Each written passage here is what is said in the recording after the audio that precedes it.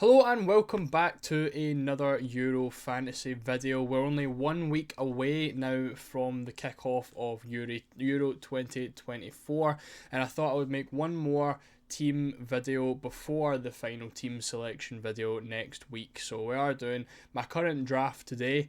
As always, make sure you join up the mini league just below. We are now over 700 members, which is absolutely mental. And also make sure to subscribe as well, because we're only about 14 subscribers off of 2,000, which is crazy as well. So thank you all so much who have came along, because it's been a massive growth period since we started making the Euros videos. So getting straight into things, I wanted to start off with the goalkeepers now. Two 4.5 million goalkeepers for me. Reasoning I've went for this, I've got a recent tweet here which I can pull up now, talking really about the 4 million goalkeepers and kind of the current situation of how they're getting on. So personally, looking at the 4 million options, I don't really think any of them are really too interesting anymore. Sales would have been a really nice one, but we got confirmation today off of the Belgian manager that Casteels was going to be the number one, so that totally rules Sales out as an option. Goalkeeper also started in the most recent friendly for Hungary, and I was speaking to Hungarian Football Extra over on Twitter, who obviously does a lot of the Hungarian news, and he does predict Goalkeeper to be the number one goalkeeper for Hungary. So personally, I think Debuz is unfortunately going to be missing out after starting all of the qualifiers. So he was my 4 million option. Obviously not anymore if he isn't looking like he's going to be starting. Stanek and Kovar, two ones with the Czech Republic keepers that we don't really know what's happening. There is a friendly going on right now where Kovar starts in goals, so they only have played one friendly, so we do really have to wait till after that. But Czech Republic have Portugal in the first round, so it is a bit of a difficult fixture anyway. Romania as well, we don't really know what's happening there. It was supposed to be Moldovan, but Nita started in the recent friendly. I would imagine if Moldovan starts the next one, it probably will be him that starts in goals. So that really only leaves us with two goalkeepers who are nailed on, and it's the Albanian goalkeeper Berisha, and all 4 million goalkeepers for all goalkeepers for Albania are 4 million. And then we've got Pence as well, who will be most likely, hasn't been confirmed, but very likely will be starting for Austria, who have France in the first game. So that's also a very difficult fixture. So Pence looks like a good option, but obviously the fact they have France in the first round makes things a little bit difficult. So I have been kind of swapping about my team, and now I'm able to afford two 4.5 million goalkeepers. So I'm going for Verbruggen. If you haven't seen the news lately, Verbruggen will be the number one keeper for Netherlands. Ronald Koeman confirmed that in a press conference. And then I've got Lunin as well. I do think the Ukrainian defence looks really nice, and obviously a first fixture against Romania looks quite good as well. Whether it's going to be him or Trubin, we still don't have any confirmation on that yet. I'm confident that it's going to be Lunin, hoping that it is, because I would really like to have him in my team. So we are going for those two. I do think it's probably going to be the most popular pairing of 4.5 million goalkeepers. They do both look really nice and have good matchday one fixtures, so that is who we're going for. In defence, we have also made a couple of changes. We still have Mittelstadt in at 4 million. I think he is just 100% going to be in my team, and I imagine a lot of people's teams as we head into the first game. Again, probably the best value player in the game so far, and looks absolutely nailed on to be starting for Germany. We've got double Italian defence. Now, I've went for Di Lorenzo and I've went for DiMarco. If I pull the clean sheet odds for matchday 1 up, Italy are leading it by quite a fair amount against Albania, obviously at 53%, followed by Denmark, Belgium, Germany and Netherlands. So I've went for the double Italy because obviously a very nice chance of a clean sheet. And obviously, if you kind of keep up with Italian football, Di Lorenzo and Di Marco are both very good assets to have in fantasy football. I know this from playing Champions League fantasy. They're both brilliant. They're both very attacking. And I'm hoping Di Lorenzo does kind of play as the right wing back, if it's going to be a 4 at the back, he will play it right back. But there is a chance, if it is a 5-back formation with Italy, that Di Lorenzo could play as the right centre back. If that is the case, and if we get confirmation of that, then I will obviously just take him out and go for someone else. I do quite like Melee. Obviously, you've seen with the Denmark clean sheet odds, that is quite high as well. And Melee is obviously very attacking as well. So I think if anything was to happen, maybe moving on Di Lorenzo to Melee. And then there's also Frimpong as well. He's also 5.5 million. Was playing as a right winger last night in Holland's friendly. Got a goal and assist.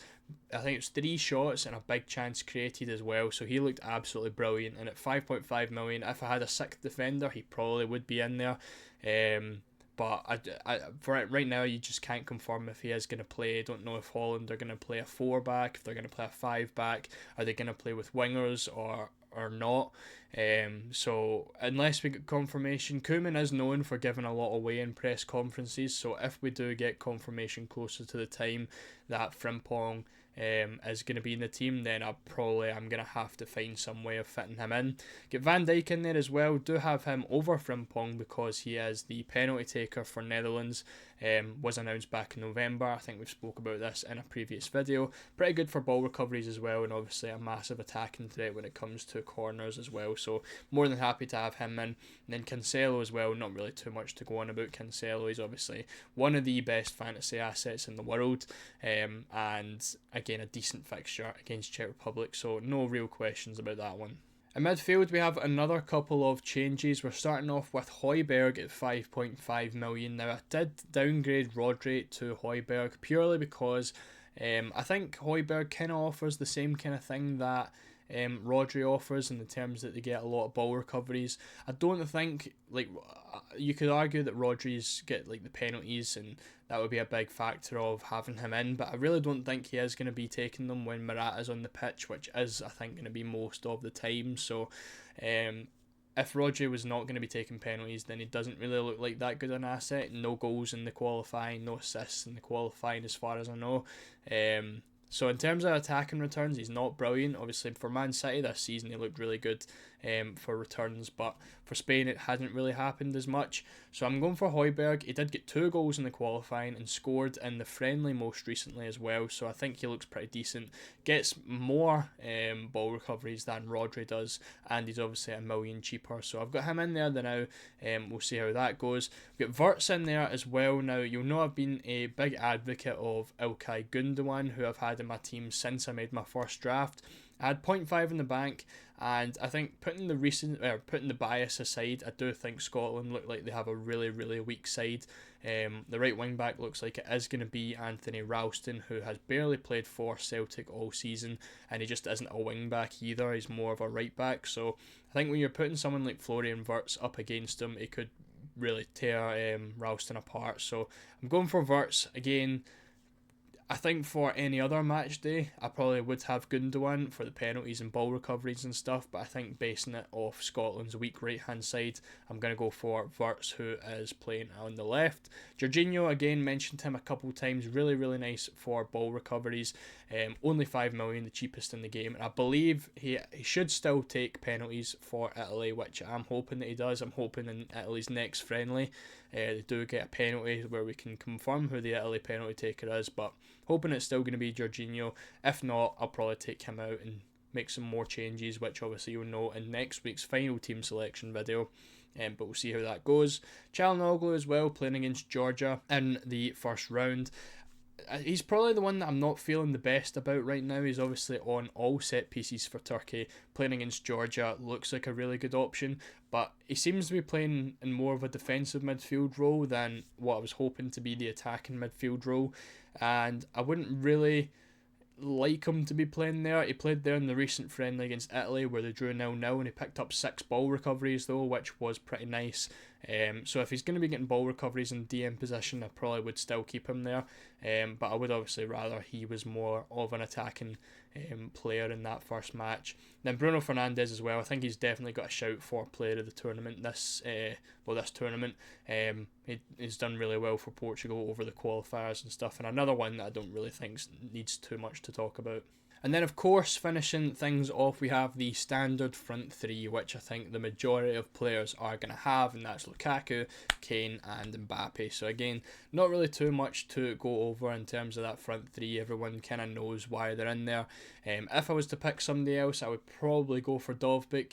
If I needed to save some money. So again, maybe if Jorginho is not going to be taking the penalties and I need to upgrade elsewhere, for example upgrading Jorginho, Çalhanoğlu and Højbjerg, then maybe in that case I will downgrade probably Lukaku to Dovbyk and save I think 1.5 million. Obviously Lukaku's not that expensive compared to the other two, but happy enough with that. I think getting a team together with that front three is fairly easy in this game. So there doesn't really seem to be much need to go for two expensive attackers and one cheap one, because the rest of the players do look quite easy, and there's lots of good 4 million defenders available if you really do need to save some cash. So that is the team. Let me know what you think of it down in the comments. Let me know if there's any standout terrible picks basically. I'm quite happy with it though. I think I've got a nice mix of good players for ball recoveries and attacking returns, set pieces and stuff like that. So again, quite happy with things. And as always, make sure to like the video if you enjoyed. Make sure to subscribe as well, and finally make sure to join the mini league again. So again, thank you for watching, and I'll see you all in the next one.